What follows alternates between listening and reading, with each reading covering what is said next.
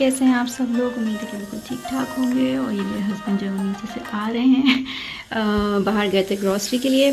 Anyways Ramzan की आमद है और कल हम ग्रॉसरी शॉपिंग के लिए गए थे, वहाँ से चीज़ें लेकर आए। मैंने एक साथ ही बिग जो है वो चिकपी का वो ले लिया था ताकि पूरा रमज़ान निकल जाए।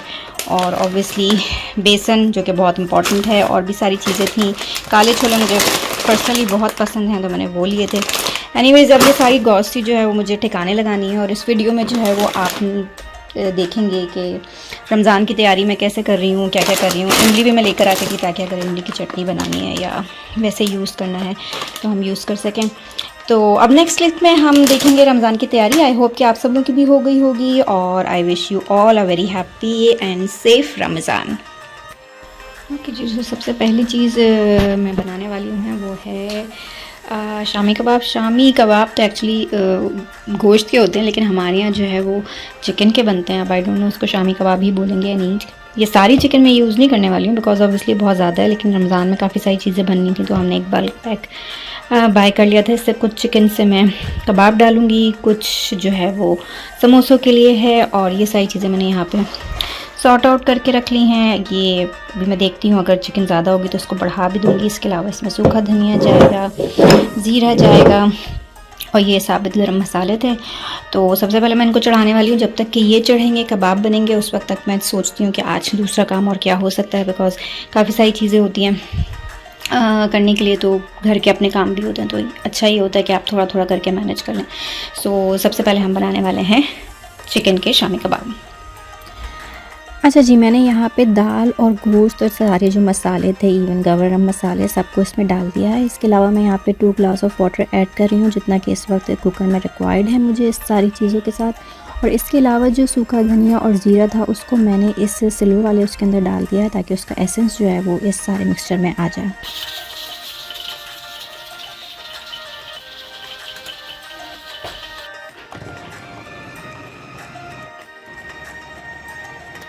अच्छा जी, यहाँ पे मेरा जो है वो शामी कबाब का मसाला जो है वो कुछ मैंने ग्राइंड कर लिया है, कुछ ग्राइंड हो रहा है। इसके अलावा जो है वो मैंने यहाँ पे ग्रीन मसाला भी कट करके रख लिया है। मुझे बज़ाते ख़ुद बहुत पसंद है शामी कबाब में ग्रीन मसाला, मतलब हरा धनिया, हरी मिर्च। और यहाँ पे जो है मेरी सारा मिक्सचर रेडी हो गया। इसमें मैंने एग भी डाल दिया है, प्याज भी डाल दी है, और ग्रीन मसाला भी डाल दिया है। इसके अलावा यहाँ पे आजकल जो है वो ईस्टर आने वाली है, तो मेरे बेटे को बड़ा शौक हो रहा था ईस्टर एग में कलर करने का, तो उसका आर्ट वर्क भी जो है वो साइड बाय साइड चल रहा है। यहाँ पे जो है मेरा मिक्सचर रेडी हो गया, और अब मैं शामी कबाब बना रही हूँ जो कि परफेक्ट शेप के नहीं हैं, बट उनका जो पर्पस है वो फुलफ़िल हो रहा है।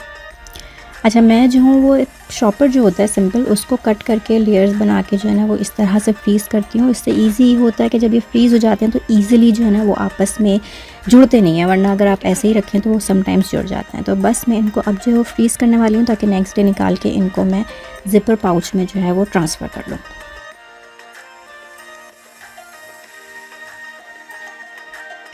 अच्छा जी, शाम हो गई है यहाँ पे।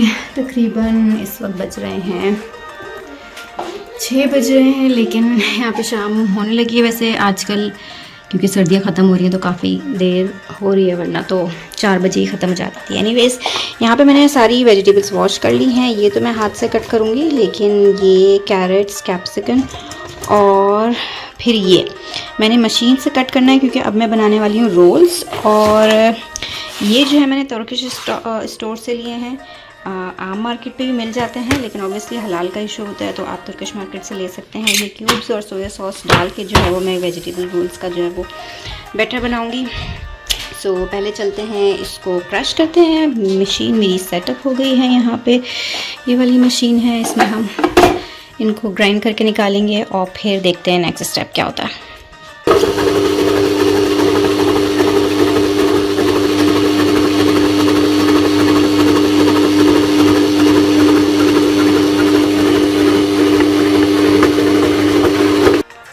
जी, वेजिटेबल मेरी सारी कट गई है यहाँ पर। और इस वेजिटेबल के अलावा मैं इसमें डालूँगी ये वाले नूडल्स। ये मैंने अभी मार्केट से लिए थे, बिल्कुल थिन वाले नूडल्स हैं। तो स्प्रिंग अनियन के अंदर मुझे पर्सनली ये पसंद है। तो अब ये रेडी हो गई हैं, तो अब हम नेक्स्ट स्टॉप पे चलते हैं और इनको करते हैं कुक। अच्छा जी, सबसे पहले मैं जो है वो यहाँ पर फ्राई करने लगी हूँ बंद गोभी, बिकॉज ये सबसे टाइम लेती है कुक होने में।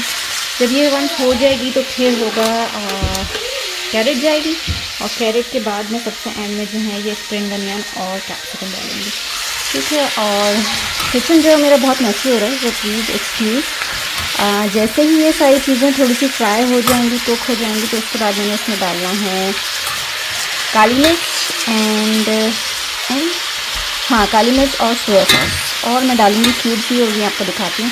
पहले ये डन हो जाए फिर मिलते हैं।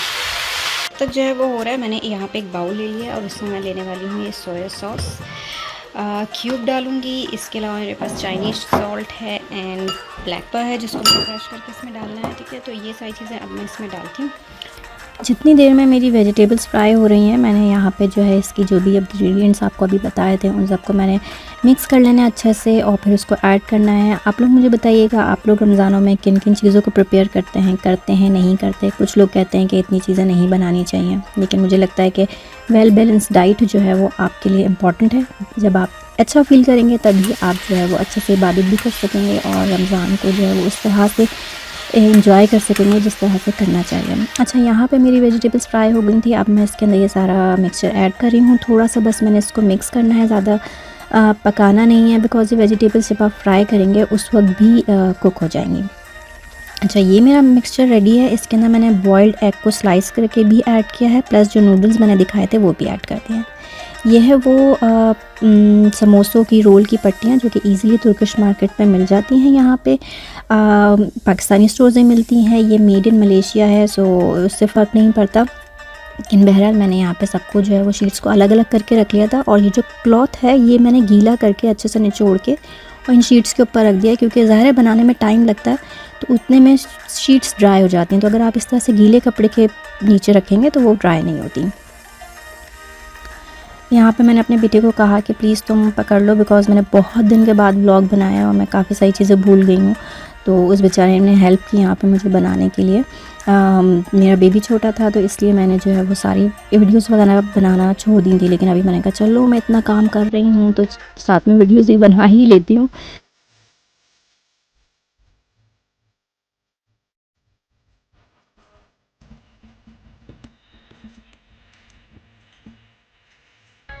अच्छा जी, मैंने समोसों के लिए ये कीमा कर बना लिया है। नॉर्मल जो स्पाइसेस होती हैं, बस थोड़ी सी स्पाइसेस को ज़्यादा रखते हैं, बिकॉज उसके बाद जो है लाइक फ्राई होने के बाद जो स्पाइसेस कम हो जाती हैं, तो इसलिए हल्के से ज़्यादा रखा है। इसके बाद मैंने यहाँ पे काटी है एक प्याज काफ़ी बड़ी वाली, और ये है ग्रीन मसाला। ये मैं कीमे को ठंडा होने के बाद डाल रही हूँ, ताकि ये जो प्याज है ये उसी वक्त ही कुक हो जब हम इसे फ्राई करें, क्योंकि इस तरह से फिर ये क्रंची रहती है। अगर आप पहले से डाल दें तो वो फिर क्रंची नहीं रहती। तो just to keep the crunch मैंने अभी ऐड किया। अब मैं इसको मिक्स करूँगी अच्छे से, और फिर हम बनाएंगे समोसे की पट्टियाँ। अच्छा जी, ये सारा काम आपको लग रहा होगा मैंने एक साथ, मतलब वीडियो तो एक साथ बनती है, लेकिन ये काम जो है वो पूरा वीक का काम था, जिसके छोटे छोटे से क्लिप्स मैंने बनाए हैं। और इस दफ़ा मुझे जो है वो स्ट्रेट जो रेक्टेंगुलर शेप की पट्टी होती है वो नहीं मिली थी, मुझे ये स्क्वायर शेप वाली पट्टी मिली है। तो ये फ़र्स्ट टाइम है कि मैं ये वाला जो तरीका है फ़ोल्ड का वो ट्राई कर रही हूँ, वरना दूसरे तरीके से वो वाली पट्टियाँ फ़ोल्ड होती हैं। तो मैंने ये तरीका भी इंटरनेट पे ही देखा था और उसको अप्लाई किया। शुरू में थोड़ी सी शेप्स एक दो, मतलब थोड़े से समोसे सही नहीं बने थे, बट उसके बाद जब हाथ सेट हो गया फोल्डिंग टेक्निक पे तो फिर सारे समोसे ठीक बने थे। सो इट डिपेंड्स कि आपको किस शेप की पट्टी मिल रही है। अगर आपको इस शेप की पट्टी मिलती है समोसों की, तो आप ये वाला फोल्डिंग स्टाइल भी कर सकते हैं, ये भी अच्छा है और ईजी है। थोड़ा सा बस प्रैक्टिस करनी होती है। जब वंस आपकी प्रैक्टिस हो जाए तो फिर शेप जो है वो अच्छी बन जाती है। और मेरे जो हस्बैंड हैं उनको ये सारी फ्राई आइटम्स बहुत पसंद हैं रोज़ों में, तो उनको ये होता है कि चाहे कुछ हो ना हो, इवन मैं अगर हम लोग रेगुलर खाना भी बनाते हैं, बिकॉज़ ये सारी चीज़ें कुछ दिन की होती हैं। अफ्तारी बनाना अच्छा लगता है, बट उसके बाद जो हम रेगुलर खाना भी खाते हैं, लेकिन ये सारी चीज़ें हम ज़रूर फ्राई कर लेते हैं, बिकॉज़ इससे रमज़ानों का एसेंस जो है ना वो पता लगता है।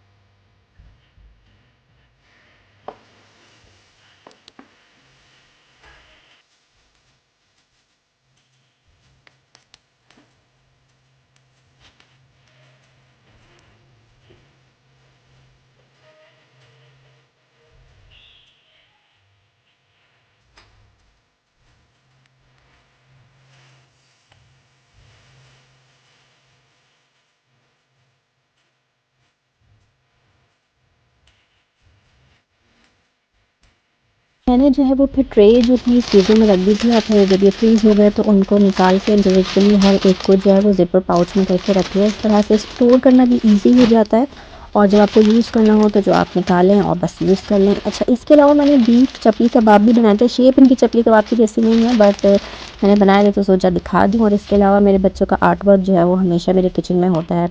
एनीवेज़, मुझे उम्मीद है कि मेरी किसी चीज़ से आपको कोई हेल्प मिली होगी। आई होप कि आपका रमज़ान अच्छा गुजरे। Take care.